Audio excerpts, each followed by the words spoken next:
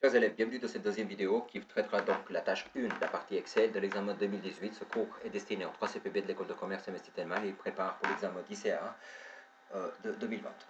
Nous étions donc dans la feuille Excel, donc la tâche 1 de votre examen de révision de 2017 et nous étions arrivés donc dans la partie grossiste. Le texte s'affiche automatiquement sur la base, sur la feuille marque. Pour ceci, nous avions, je vous rappelle, fait une recherche B. Je vous rappelle que nous avions aussi dit que quelques données doivent être sous forme de constante. Ça veut dire que nous devons mettre des informations qui sont ici à l'extérieur, donc des chiffres, qui vont nous permettre de faire des calculs. Donc quand on met les chiffres en dehors du tableau, je vous rappelle qu'il faut les multiplier, mais il faut les utiliser, mais il faut surtout utiliser la touche F4 pour les bloquer. Par conséquent, je continue. Donc la partie 2, marge au pourcentage, elle est de 45% pour la marque Guess et de 40% pour les autres marques. Justement, typiquement, là, je vais pouvoir mettre marge. Je vais approcher un tout petit peu comme ça, vous pouvez voir dans la vidéo. Dans les marges, ici, je vais lui mettre pour. Donc si la marque, elle est, il me disait Guess, dans ce cas-là, je vais marquer 45%. Sinon, pour les autres, il me dit c'est 40%. Par conséquent, je vais simplement ici pouvoir l'appliquer avec un simple si, marque son pourcentage. Donc si, ici, je trouve la même chose que ici, et ici j'utilise bien sûr le F4, dans ce cas-là, je devrais avoir la même chose que ici, d'accord. Dans ce cas-là, je devrais avoir donc celle-ci, qui devrait s'afficher. Toujours F4, sinon je devrais avoir celle-ci, F4.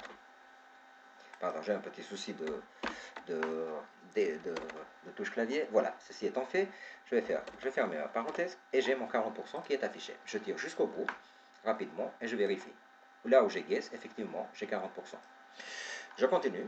La marge en francs suisses, ça me paraît très logique. La marge en francs suisses est calculée à partir du prix de vente et de la marge en pourcentage. Il suffit donc simplement de faire le 40% ici. Vous le multipliez par le prix que vous avez là et il vous donne la marge. Je continue jusqu'au bout.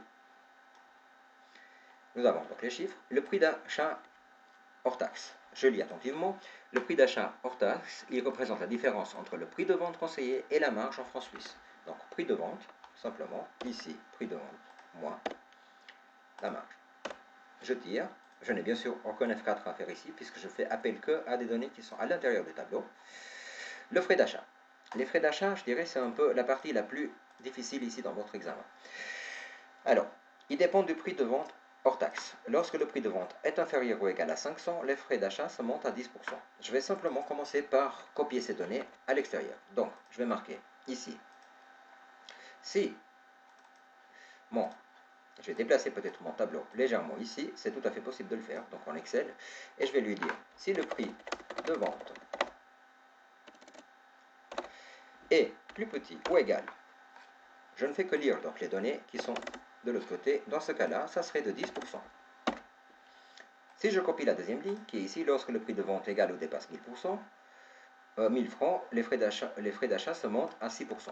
Très bien, donc je vais faire la même chose. Je vais même tirer ici et je vais changer les informations, simplement. Plus grand ou égal, dans ce cas-là, 1000. Ici, j'aurai donc 10, et j'aurai 6%. Ici, j'ai un petit problème de formatage que je vais régler rapidement avec un clic droit. Vous faites format cellule, vous mettez en pourcentage. Vous enlevez même les décimales, ça ira très bien. Et ils me disent, pour la troisième chose, dans les autres cas, les frais d'achat se montent à 8%. Ok, très bien. Donc là, pour les autres, dans ce cas-là, j'aurai 8%. Voilà, je reviens avec le même formatage, format cellule, je mets en pourcentage, je mets à 0 décimal, et c'est bon. À partir de là, je vais pouvoir maintenant faire un double si ici. Commençons par un si simple. Si, ici, celle-là est plus grand ou égal à celle-ci, donc là je vais mettre F4, donc à 500. Dans ce cas-là, je devrais avoir 10%, donc toujours F4 passé à l'extérieur du tableau, multiplié par le prix d'achat. C'est ce qu'ils me disent dans la consigne. Sinon, dans le cas contraire, je vais prendre le cas des autres. Je vais lui dire, celle-là, toujours F4, fois celle-ci. Mon premier si est déjà terminé. Soyons logiques, nous avons donc géré ces deux parties. Donc, en-dessous de 500, nous avons 10%, au-dessus, nous avons 8%, il nous reste maintenant la particularité de 1000%. Or, 1000% se trouve en dessus de 500. Donc, la partie de 10%, je ne vais pas la toucher. Je ne vais pas toucher la partie de 8%. 8% se trouve donc le E3. Donc, je vais vérifier où ça se trouve le E3. Donc, c'est bien celle-ci. Je vais l'enlever complètement pour la remettre un peu plus tard. Et je vais lui dire si, ici, dans cette partie-là, celui-là est plus grand ou égal que 1000, F4, dans ce cas-là, ben, j'aurai 6%. F4 que je multiplie par celui-là. Sinon, dans le cas contraire, ben, j'aurai celui-là, F4 toujours, puisque je suis toujours en dehors du tableau, fois celle-ci. Je me rends compte en lisant ma formule que là j'ai plus grand ou égal, là j'ai plus grand ou égal, or ici j'ai plus petit ou égal. Donc je vais vite modifier cette information qui est ici, donc plus petit ou égal, et mon double si je rajoute mon deuxième virgule, il est bon. Voilà, il est terminé, et je dirais que c'est la partie la plus difficile. Là c'est terminé, vous continuez jusqu'au bout, le prix de revient. Le prix de revient, ils me disent, le prix de revient d'achat, il représente la somme de prix d'achat et des frais d'achat. Prix d'achat et frais d'achat, donc je vais regarder où ça se trouve, prix d'achat c'est ici, et frais d'achat, donc la différence, je regarde bien que c'est la somme, pardon, donc c'est bien la somme, donc celle-là plus celle-là. Ceci étant fait, je regarde combien de temps il nous reste pour terminer, il nous reste assez de temps, la vidéo, donc je continue jusqu'au bout. Ceci étant fait, je continue. Là, je dirais que c'est très facile à faire, le reste.